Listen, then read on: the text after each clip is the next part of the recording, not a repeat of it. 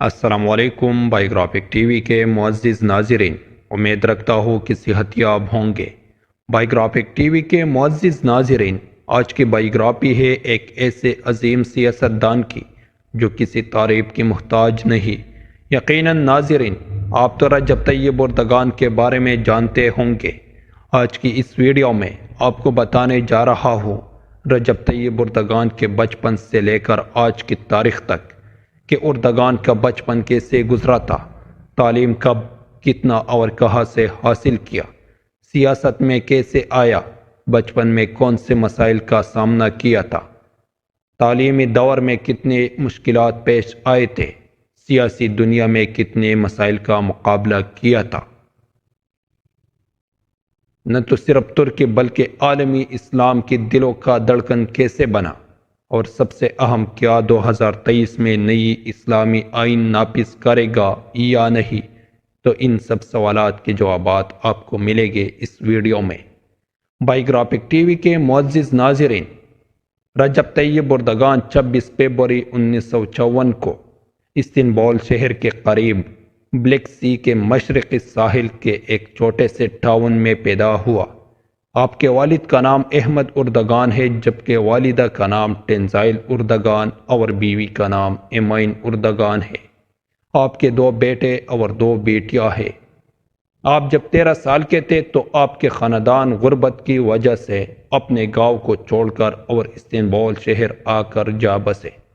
آپ نے 1965 میں پایال پرائمری اسکول سے ابتدائی تعلیم حاصل کی اور پھر 1973 میں امام حاتب اسکول سے مزید تعلیم حاصل کی، جو قرآن پاک، حیات نبی کریم صلی اللہ علیہ وآلہ وسلم اور عربی زبان تھی۔ امام حاتب اسکول میں آپ نے قرآن مجید کو تجوید کے ساتھ حفظ کیا تھا۔ آپ نے اپنی بنیادی تعلیم کے ساتھ ساتھ غربت کی وجہ سے استنبول کے سڑکوں پر ٹاپیا اور شربت وغیرہ بھی بیچتے تھے۔ ماسٹر کی ڈگری آپ نے بزنس اینڈ ایڈمنسٹریٹو میں Aksaray school of economics and commercial sciences سے حاصل کی، جس کو آج مرمرہ یونیورسٹی کہا جاتا ہے۔ تعلیم کے ساتھ ساتھ آپ کی لگن کھیل اور سیاست میں تھی۔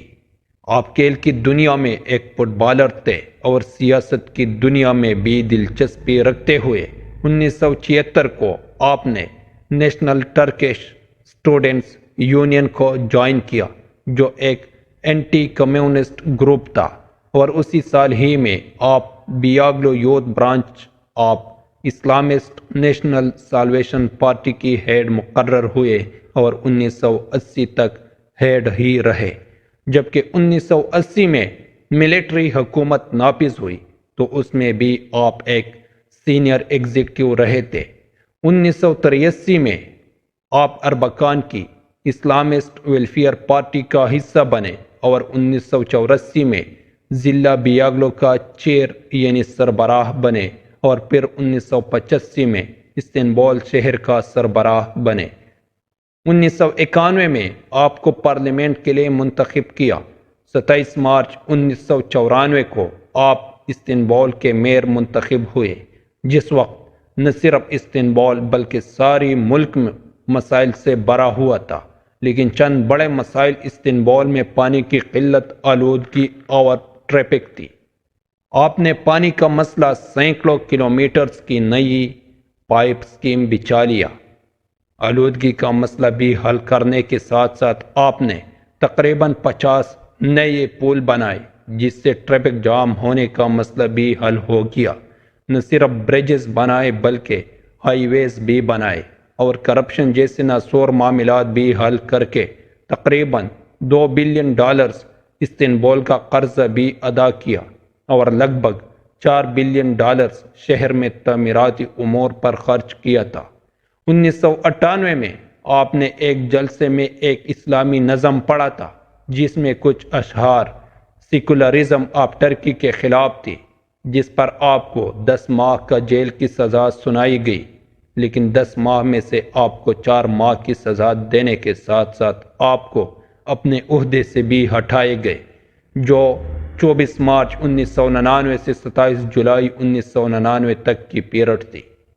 آپ جس پارٹی کا حصہ تھے اس کو آرمی یا ججز نے بھی بین کیا تھا، تو پھر آپ اور ساتھیوں نے ایک نئی party justice and development party کے نام سے بنائی، اور 2002 جنرل الیکشن میں آپ کی پارٹی نے 34% ووٹ لینے سے کامیابی حاصل کی۔ 2003 میں آپ ترکی کے پرائم منسٹر بنے اور تقریباً 2014 تک پرائم منسٹر ہی رہے تھے۔ ان ادوار میں آپ نے ترکی، جس کو دنیا نے تیسری دنیا کی ملک سمجھتا تھا، آپ نے ایک نئی شکل دی اور ہر قسم سہولیات سے مالا مال کی، اور ترکی نے ایک بار پھر ایک نیا جنم لیا۔ آپ کی مخالفت ہر دور میں بیوروکریسی اور آرمی کرتے رہے، لیکن آپ ہر دور میں ڈٹے اور باہمت رہے۔ 2014 کے الیکشن میں آپ ترکی کے صدر منتخب ہوئے اور ایک بار پھر کامیابی کی راہ پر چلنے لگے، اور یہ تو ظاہر بات ہے کہ کسی ملک میں غدار اور محب الوطن دونوں ہی رہتے ہیں۔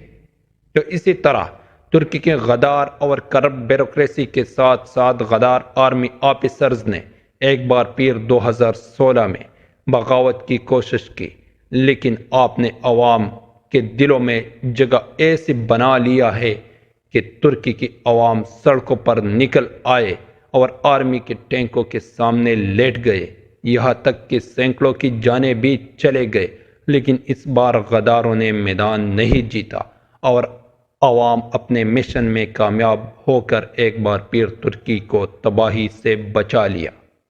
اور اب یقیناً آپ نے نہ تو صرف ترکی عواموں کے دلوں کو جیت لیا ہے، بلکہ عالمی اسلام کے دلوں کا دھڑکن بن چکے ہو۔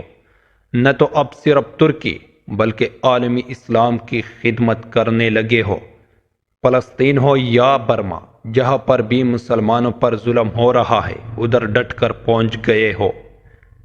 ظالم کے سامنے کھڑے ہو کر اغیار کے آنکھوں میں آنکھیں ڈال کر بات کرتے ہو۔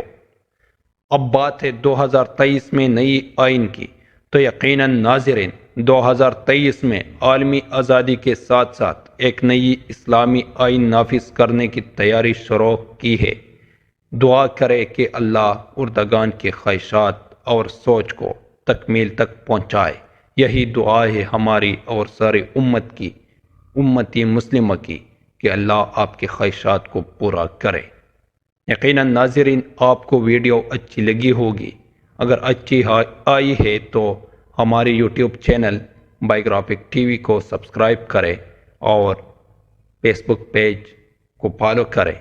ویڈیو کو لائک کریں، شیئر کریں اور کمنٹ سیکشن میں ضرور اپنے رائے کا اظہار کیجیے۔ ملتے ہیں اگلی ویڈیو میں، اس وقت کے لیے اجازت چاہتا ہوں۔ اللہ حافظ۔